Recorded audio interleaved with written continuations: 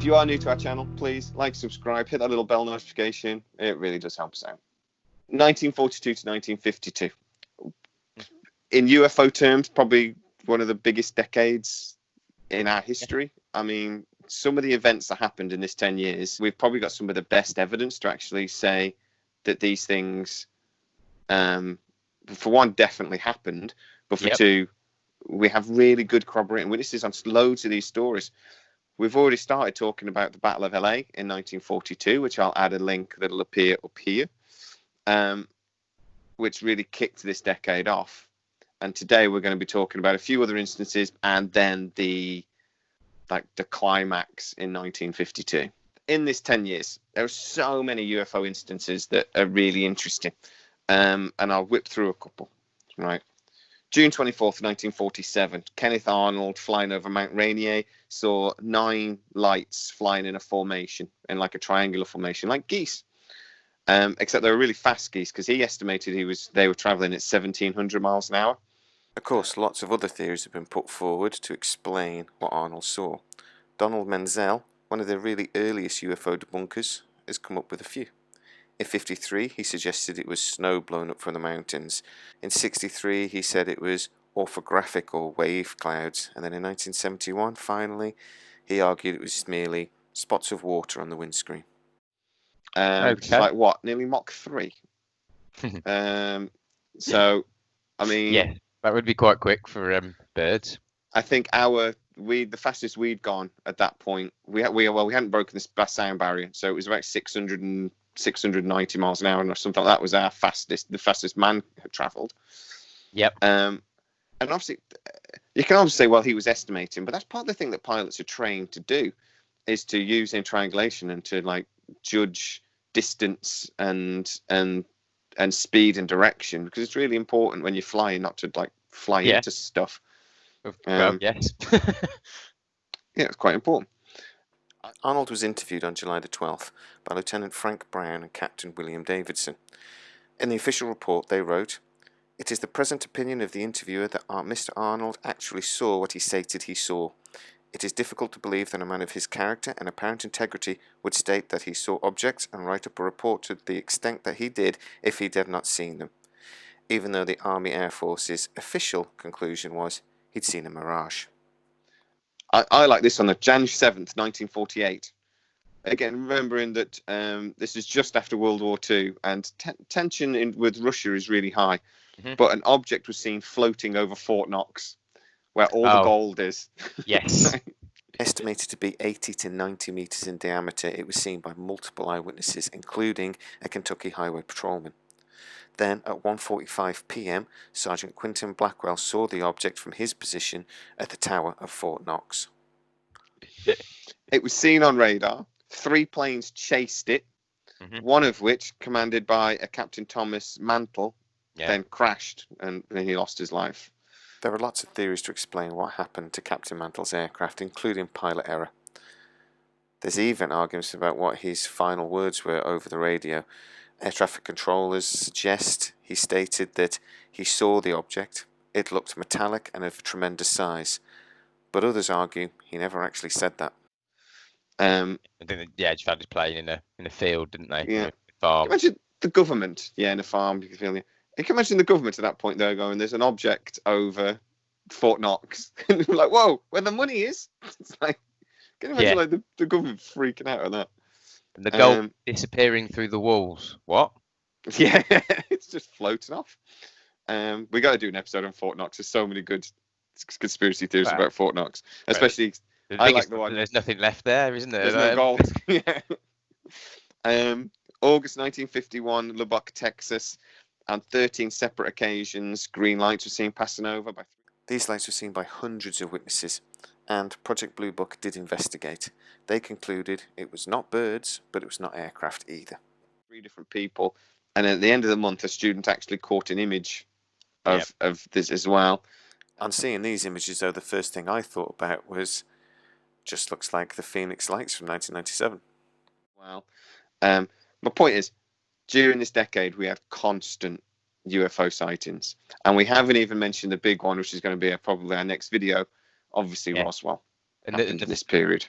the frequency of the sightings increased dramatically in the 1940s and 50s.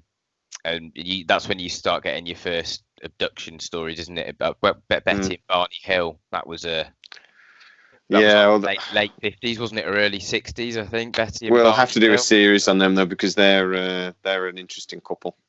I do think there was an hysteria definitely in the early 50s with Cold War and things, and UFOs were just movies were starting to be made.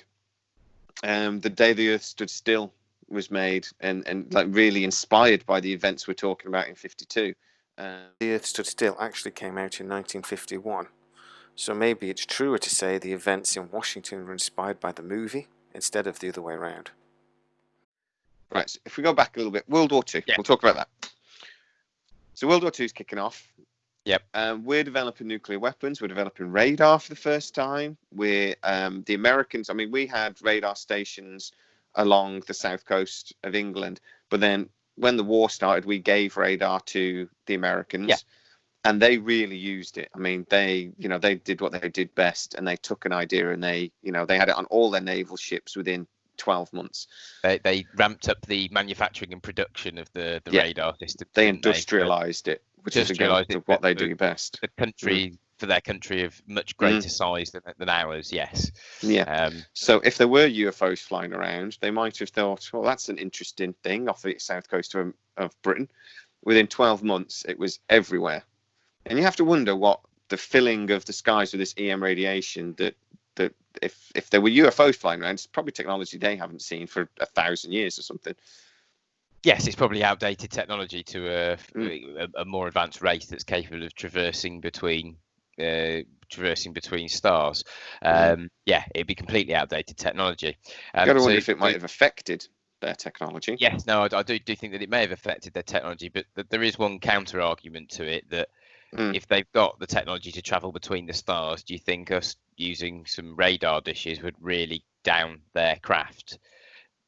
I do wonder that. However, there is an increased number of supposed downed unidentified flying objects that started increasing dramatically after America started installing radar in about 1939 into the early 40s. Well, this was a period as well. We were blasting. Radio was still a relatively new technology. We were blasting that into space, and so you don't know what interference that might have caused, or how it might have acted like a beacon as well, and just made the reason why we're maybe seeing more is because we're more interesting or becoming more interesting because we were getting to a technological level. Yeah, I suppose it's very difficult to say because we don't know how the propulsion systems would act within these craft that may be capable of traveling between the stars, and maybe our technology could interfere with their technology in some way, but without a full understanding of their technology, you wouldn't be able to speculating whether our technology would interfere with theirs. I'm so glad to be talking about UFOs again after Corona. After Corona, it's so much more fun, isn't it? Yeah. So you've got all these instances we're talking about, and then you've got the big one, the greatest band in the history of music, the Foo Fighters.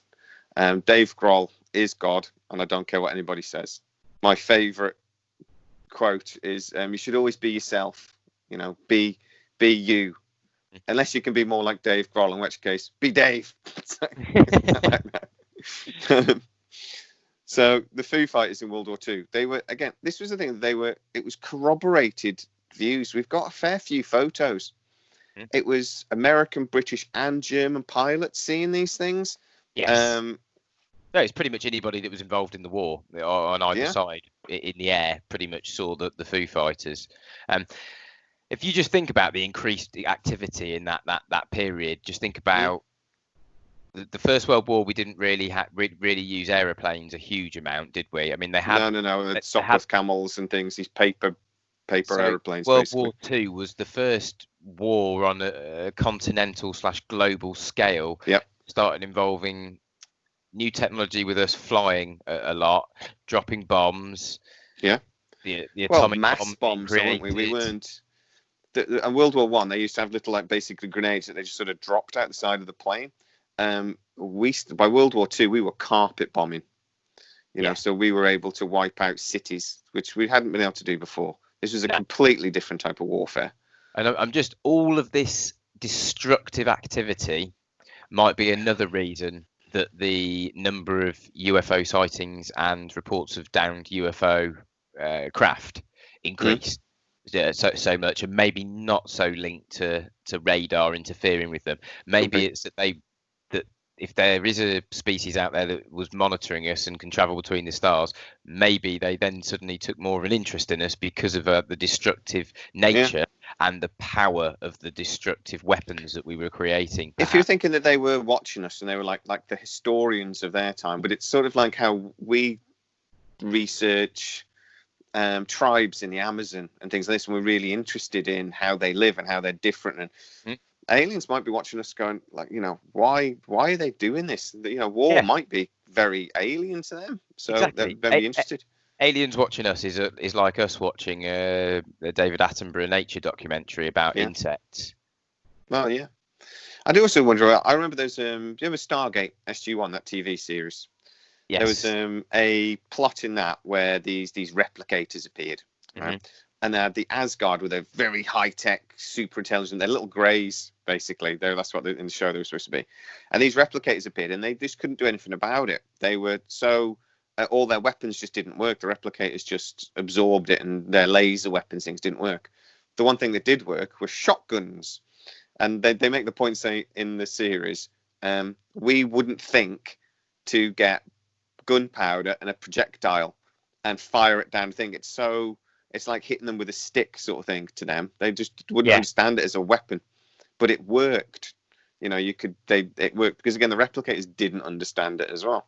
So I do wonder about that. Maybe when we started firing shells and all this metal was in the air and stuff, it could have been, we could have ended up shooting them down just because it was technology. They would sort of like, who the hell would just throw a massive chunk of metal into the sky? Well, exactly. And the fear and hostility amongst many nations during that period between, you know, World War II, 39 to 45.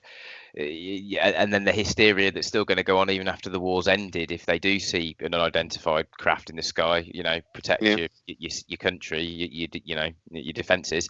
You can understand how potentially some of these things were shot down by military of various countries. There are theories that the UFO seen over Los Angeles during the Battle of LA was actually shot down and recovered by the US Army.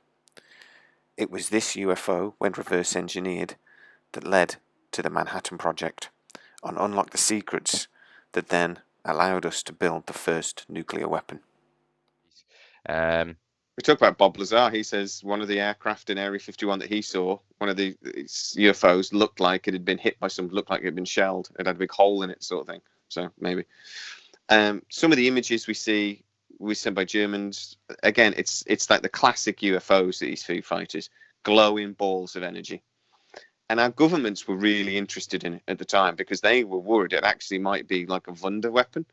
One of these, you know, because the Germans were developing stuff that we were well behind, and we were terrified, particularly sort of towards the end of the war, when they were starting to put jet fighters into the aircraft. We were still using Spitfires. The Nazi Bell experiment was supposedly where they were experimenting with reverse engineering the technology from a downed craft from the 30s, from the early 30s in the Black Forest, I believe, in Germany. And the Nazi Bell was supposedly then working on the propulsion system that they reverse engineered from that craft. And that's the Nazi Bell has the same saucer-shaped disc object with a bell on the top, hence the Nazi Bell. At the end of the war, the Americans took full advantage and took as many of the German scientists as they could get their hands on back to the US. Could this have included scientists working on UFO technology? Some even think that the Roswell incident was not really a UFO at all, but perhaps a Nazi Bell experiment gone wrong. Where they sort of did tests on that is still there, and there's this concrete stand with a circle where it was hung.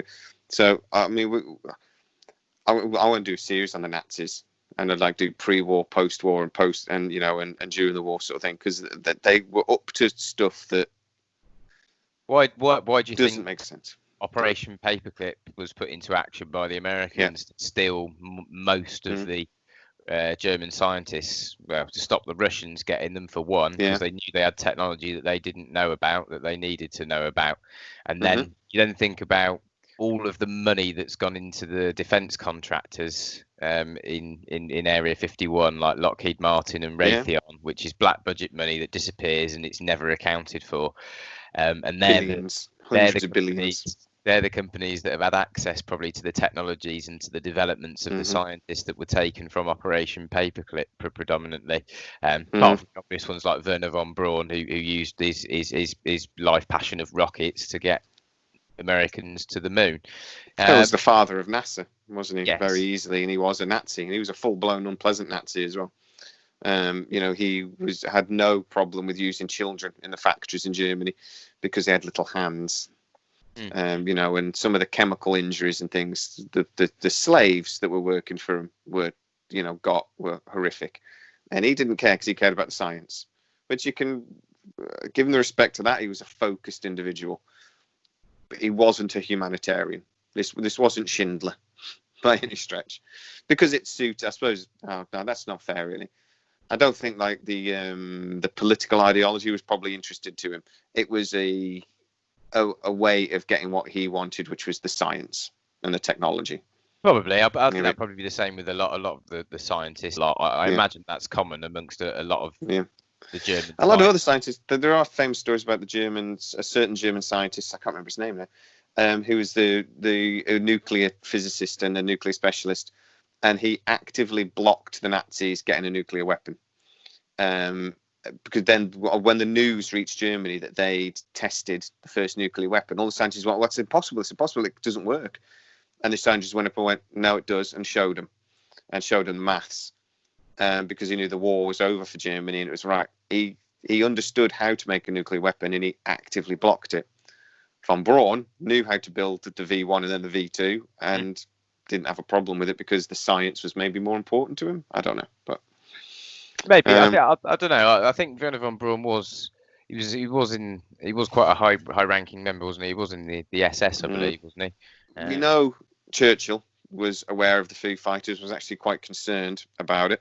In 1999, the grandson, who was a scientist in Leicester, came forward, and he said on his deathbed, his granddad had told him about a meeting, and he was apparently one of Churchill's bodyguards.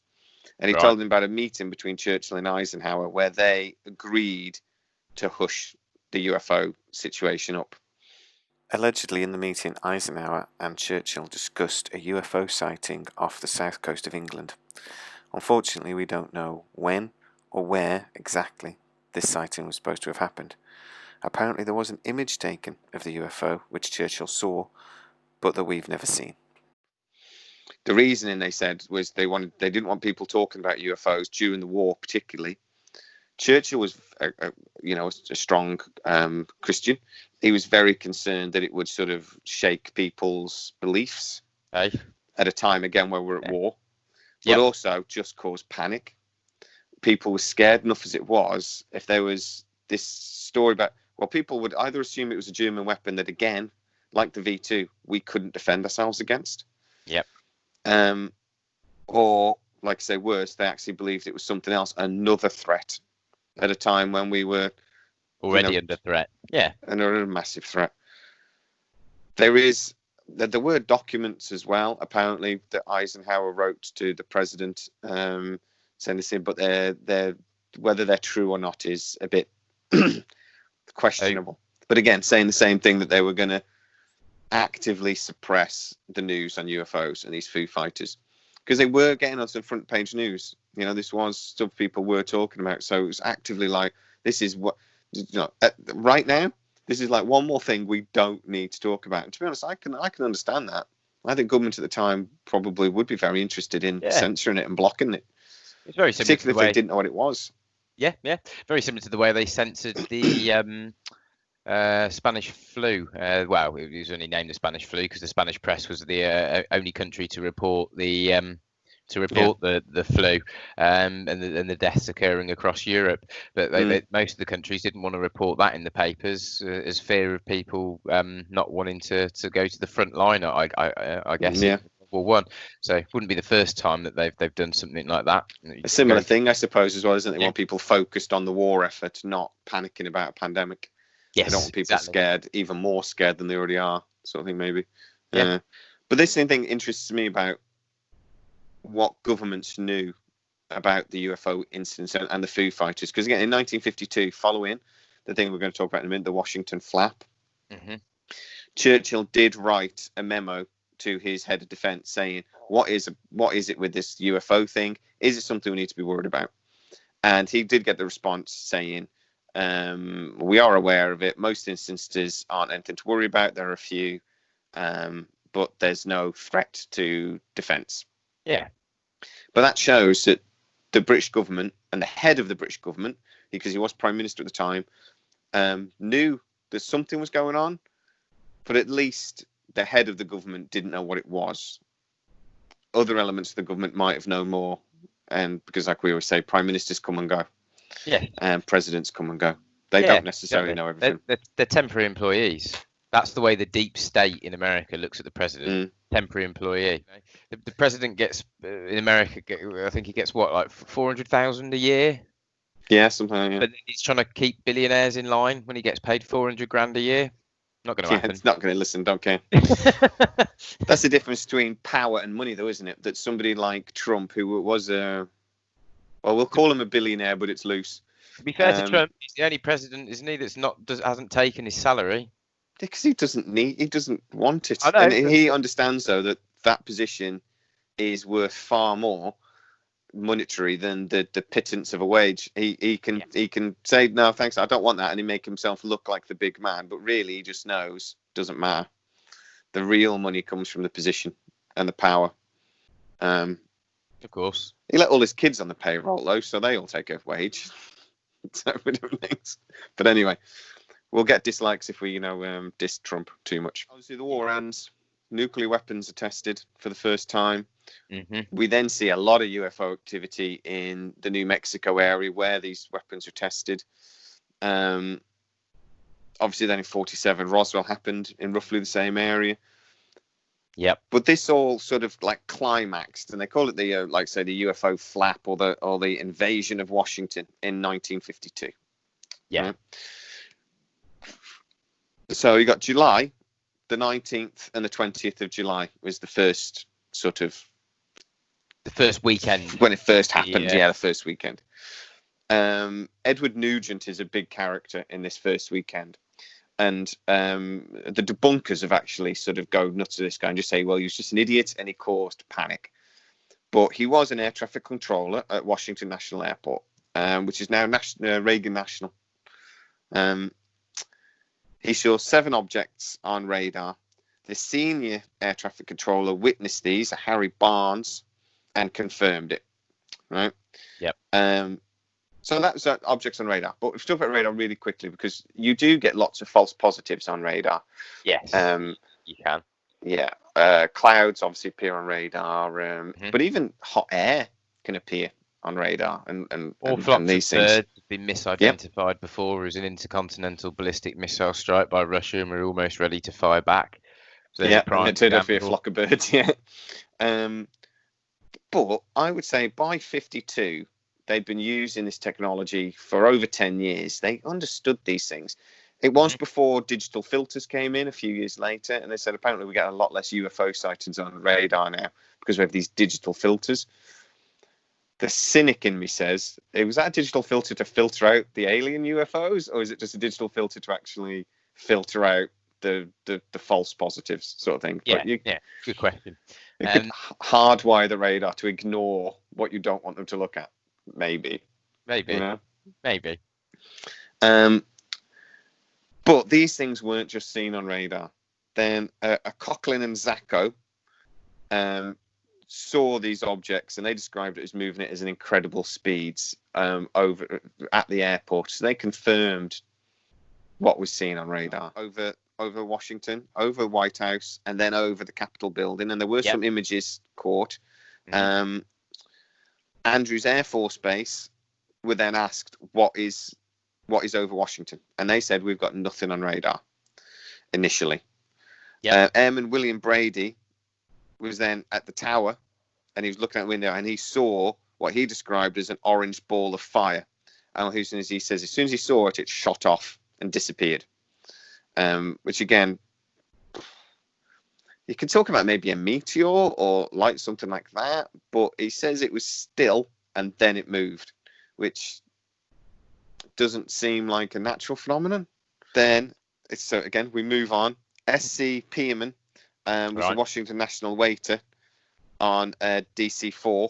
He says he then saw a meteor. He's described it as a meteor. So he's on an aircraft. Air traffic control radio radioed the objects were approaching the DC-4. They then saw 6 or 7 objects, and he described them as white tailless objects. Andrews Air Force Base then saw orange and red lights hovering and moving around the Air Force Base several times during the evening. 3 a.m., 3 radar stations were tracking objects, and they vanished as 2 F-94 Starfire jets entered the airspace. So they sent jets to see what these objects were. As soon as the jets entered the airspace, they gone.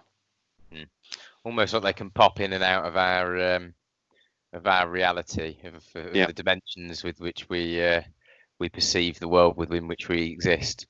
Well, as soon as the aircraft ran low on fuel and had to go back, guess what happened? They reappeared. They came back.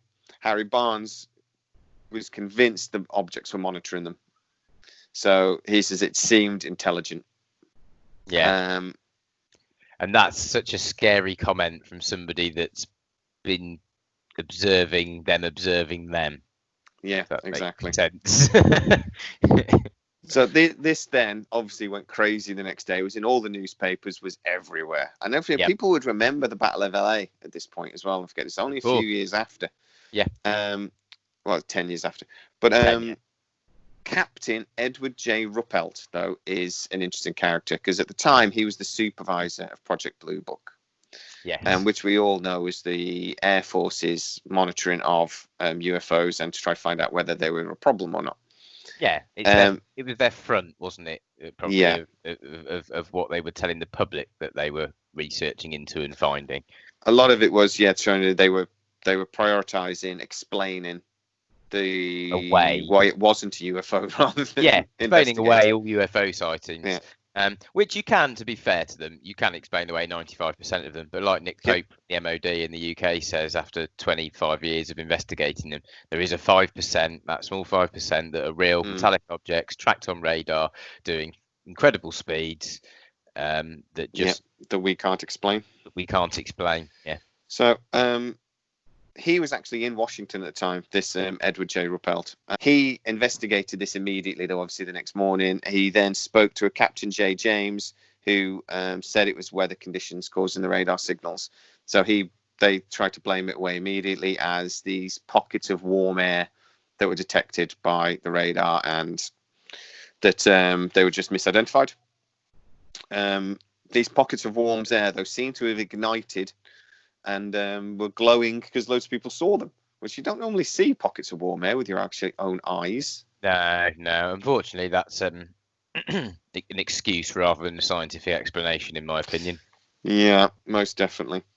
So, the next weekend comes. Nothing much happens. The next weekend comes, July 26th. Yep. Kicked off at 8:15 in the evening. A stewardess and the pilot saw lights above their plane as they were flying into the national airport. We're back. They're back. Objects were tracked at Andrew and Washington National, Andrew Air Force Base and Washington National. Master Sergeant Charles E. Cummings, no joke, described them. He said, they're not shooting stars. There were no trails. Traveled faster than any shooting star I've ever seen. So again, he saw it. Again, we're going to talk about these corroborating witnesses. We're on about our 5th or 6th one already. Yes. Albert M. Chop was a Blue Book spokesman. reporters are obviously interested in this because obviously the weekend before it happened. So as soon as there was sightings again, they all shot to Andrews Air Force Base. Yeah, of course, it makes sense. Yeah. Yeah. Albert M. Chop, Blue Book spokesman, refused to let them see the radar screens, and it was his decision. He told them to get out, basically, and no one was allowed to take photos of what they were seeing. Right. 11:30, objects tracked at the National Radar Centre estimate objects were moving at 7,000 miles an hour. Now, you were talking about your point about warm air pockets. Mm-hmm. Weather doesn't travel at 7,000 miles an hour. No. If it did, you'd be dragged into the air by the wind and be dead probably long ago. Yeah. Well, exactly. Even like the really high speed winds that are, the high up ones that they travel a few hundred miles an hour. Yeah. Hurricanes, a few hundred miles an hour. And nothing travels at 7,000 miles an hour. Yeah, a couple hundred miles an hour is sucking you up into the air. So yeah, we don't have weather traveling at several thousand miles an hour. Yeah. Well, 7,000 miles an hour is like Mach 10.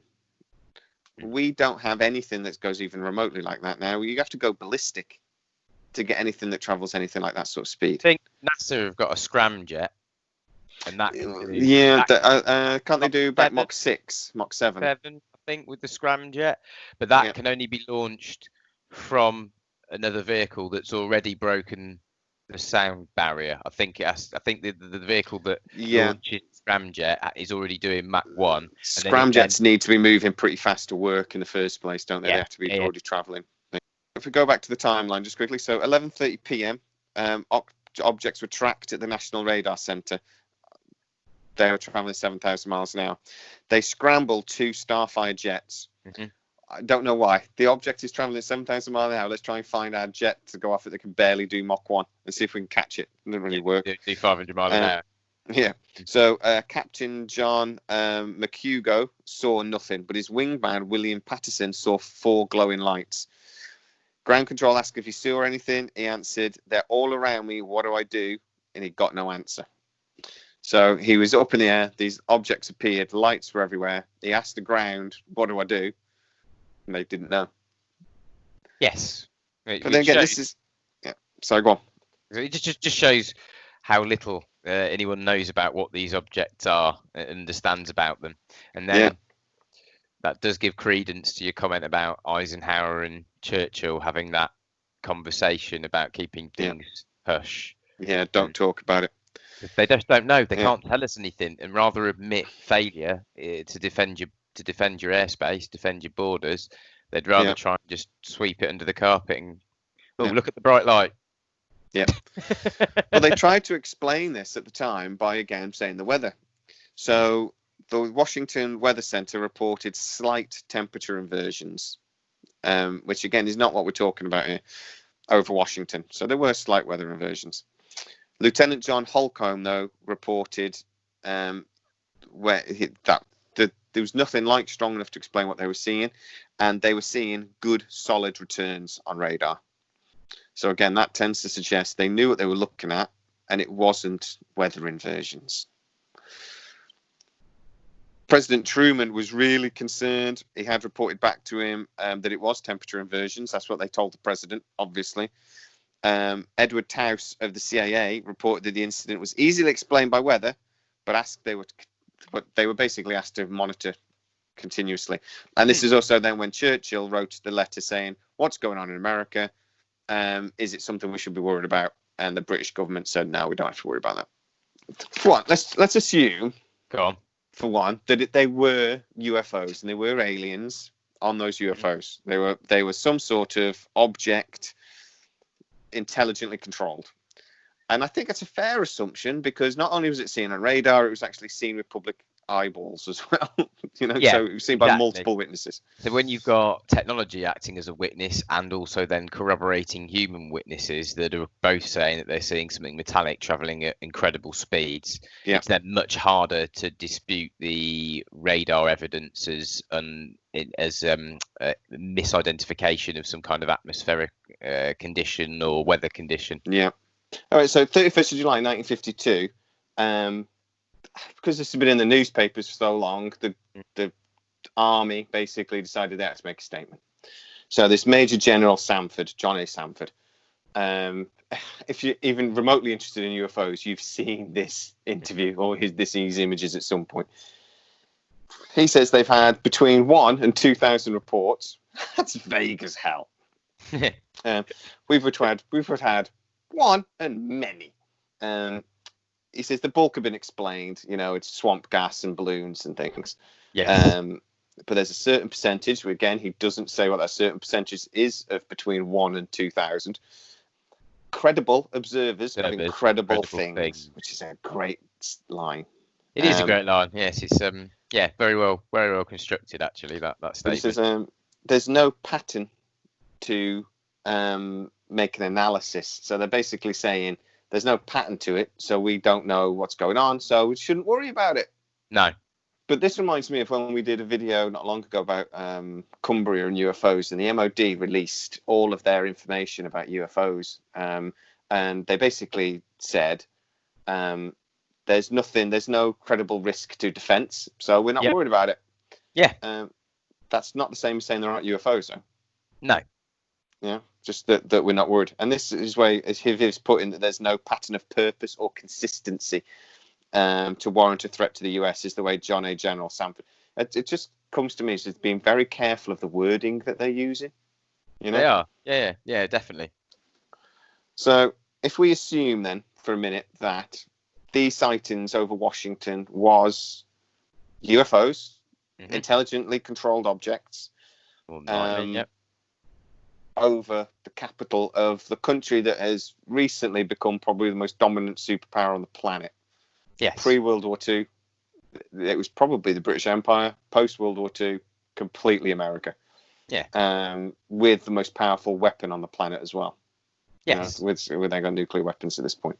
So if you wanted to make a show as another species from another planet that they were unhappy with, perhaps the hostility that we were presenting and the weapons used and the deaths of countless people, you'd probably you'd swarm the White House, which is the building which represents the power of the strongest country in the world at that point. Yep. Kind of all makes sense, doesn't it? Basically trying to say, well, you may be the most powerful on your planet, but we can still sit here in our craft and just sit here doing nothing, and you can't touch us. So who's really got the power? Have another think. I honestly think it's if you think of it from like a statement point of view, it really is a political statement.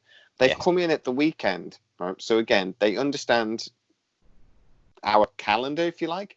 They've come in at the same sort of time. They've then left it a week, and they've then hit us again. You have to wonder what, again, like you said, what were they trying to say?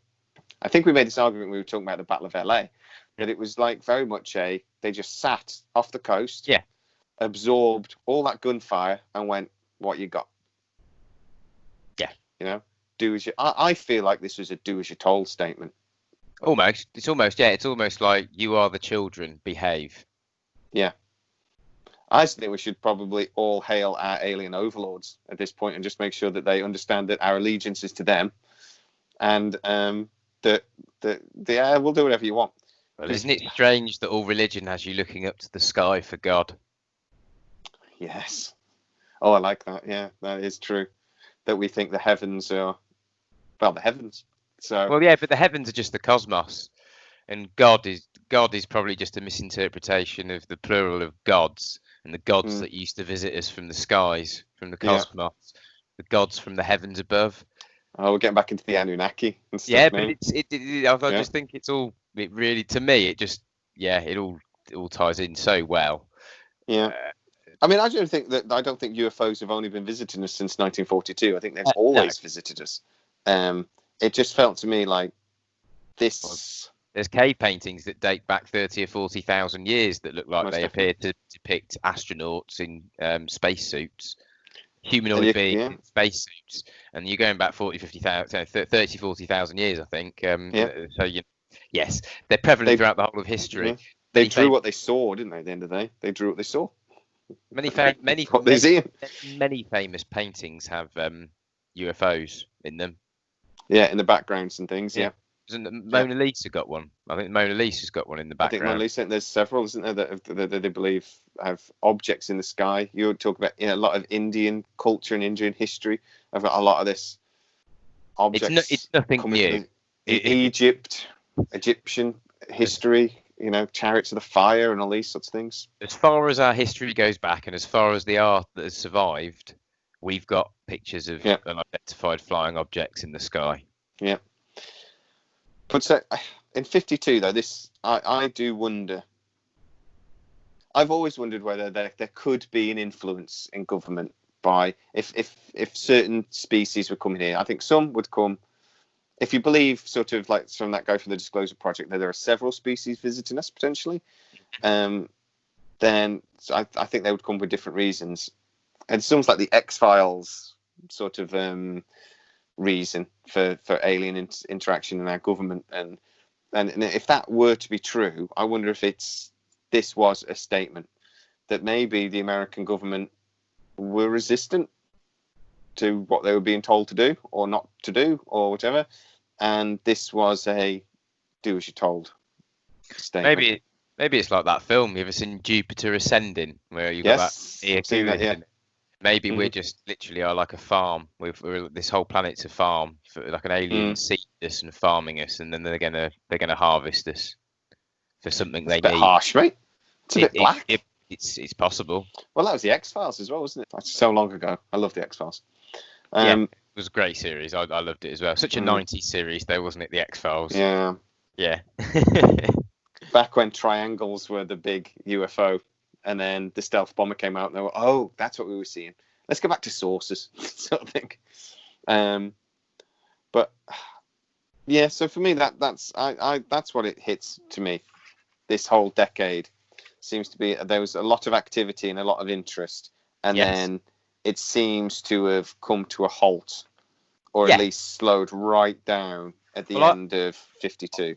I think, after the incident in 52, I think the American government probably made a much more of an active effort to start hiding anything UFO related from the public. I think that event in 52 probably panicked the American population enough because they still had the memory of the Battle of LA in 42. Roswell in 47. In 53, following this, because of the uproar, there was the Robertson panel. Right? Yes. So, chaired by this Robertson fella. They reviewed the best cases from Project Blue Book was one of their things. And their conclusion after reviewing these cases, I think they told Project Blue Book, do you think they gave them a pat on the back and said, well, a job well done? What their conclusion after reviewing these cases from Project Blue Book was, they told them to spend more time debunking cases and less time trying to investigate them. So they basically gave them a smack on the wrist and said, you're actually putting too much effort into finding out the truth. You need to just debunk them quicker. Which is pretty much just cover it up and on to the next. Yeah. They recommended that government and the military should try to strip the UFO of special status they've been given and the aura of mystery they have unfortunately required. So that's basically saying we need to make UFOs less interesting. Yeah. People are too interested. I like the mystery they have unfortunately acquired. But again, by saying, you could argue within them saying, okay, well, this isn't a real thing. We need to try to get people off it because it's causing panic.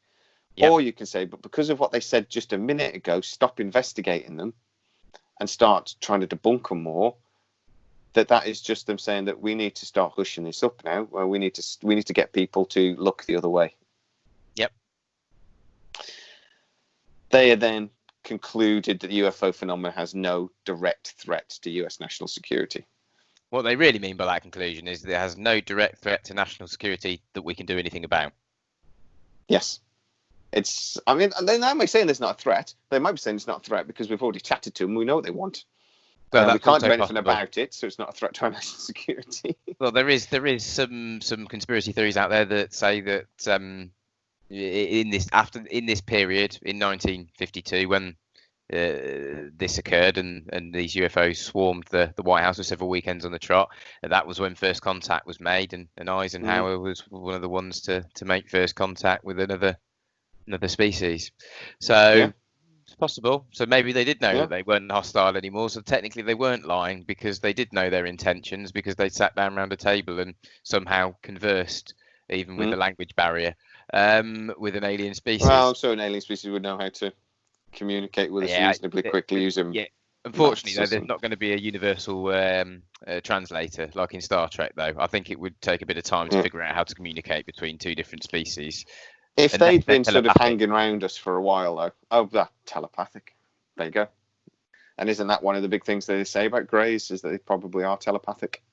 That's supposedly what they say, yes. They don't have mouths, they have large craniums, so that would they maybe project thoughts into your head, yes. Yeah, eliminate the need for conversation. So, and I actually think it wouldn't be a two-way conversation either. It would be a this is what we want and you're going to do it conversation, personally. But so they recommended also this Robertson panel, which I really like as well, and this sounds really, really threatening. They concluded they recommended a national education program to lower the public interest in the subject. Now, that is a really nice way of saying we are going to set up a focused, organised way to stop people talking about UFOs. We are going to, that is when the cover-up started officially. Following this as well, in 1954, they decided to put penalties in place for any military personnel that report UFOs without permission. The Air Force Regulation 200-2, which again put very severe penalties in place for any serving military officer to discuss anything about UFOs or UFO sightings without permission, which again, it's a bit dark. Conversely, why would they put regulations in?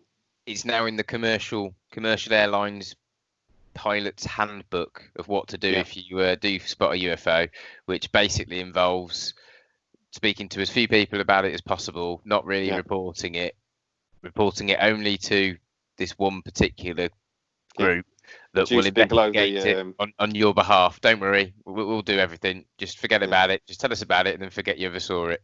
It's all it's all the Bigelow Aerospace, isn't it? You reported to Bigelow Aerospace, which is a private entity. What the hell is that about? But this Robertson panel report, UFO people and investigators knew it had happened. They refused to release it, and it only got released in full in 1966. J. Allen Hynek, which is a name we know again from Operation Blue Book, did consult on the panel, but later criticised it, saying it made the subjects of UFOs unrespectable for over 20 years. And he says he was basically talking about the amount of evidence that we lost because of this panel was irretrievable. Yes, and the ridiculization of anything related to UFOs or alien abduction in the years that came after. I would say that that's more than 20 years. I would say it's still today. That the US government actively has tried to ridicule this subject. Why would they do that if there wasn't something they didn't want us to talk about? Why would they spend so much effort making the conspiracy nut a thing, ridiculing conspiracy theory and making that a dirty word?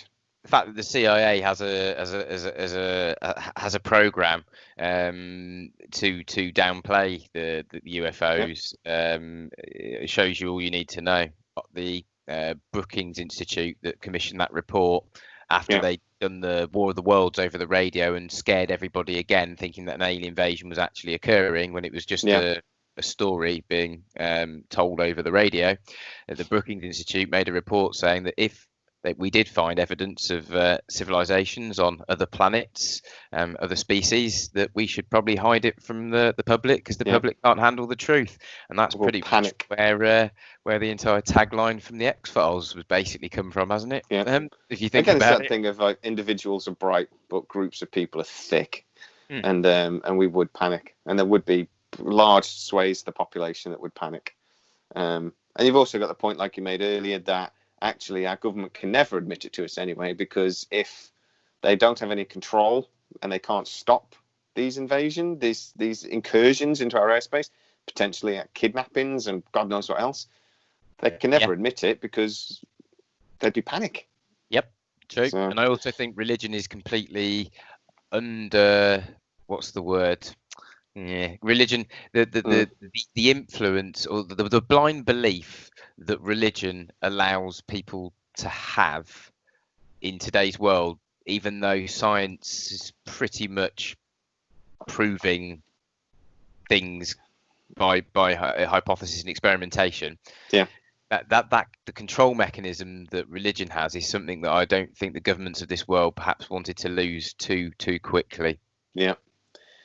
I honestly think we've just done our last video. We're talking about mind control and stuff, and we've talked a lot, haven't we, about the way social media is used and how psychology is used to control society. And you can put it in a nice fluffy way. If we want a society that works together and we help each other, or you could say, well, we're being controlled. And it's always been the same. Religion was the old system. That doesn't really work as much anymore, so we need new systems to make sure we all behave.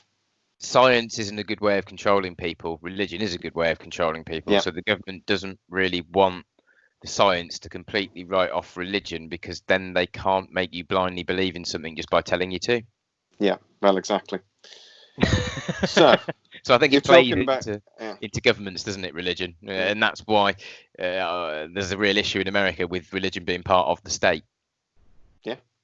No, yeah, which we actually don't have in this country, do we? They have to be separate, but thanks to Cromwell. Right, so, but the thing is, we know there are UFOs because the Tic Tac video came out, and they admitted a few weeks ago. Weirdly, nobody cared because of this pandemic. They admitted a few weeks ago that the video is genuine, it is real, and they don't know what they were filming. Never was it? Governments never miss a good crisis.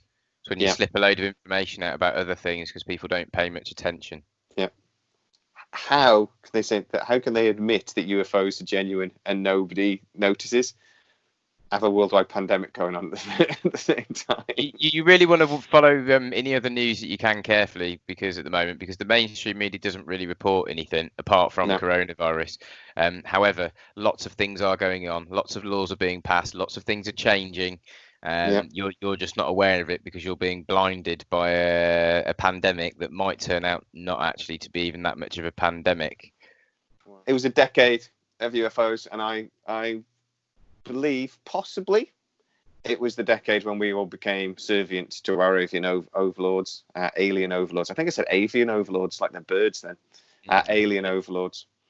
Let's be honest though, we know who's in charge really. So I'd just like to take this moment to all hail our reptilian masters, and please don't eat me. And just to end, here's the greatest Simpsons quote ever.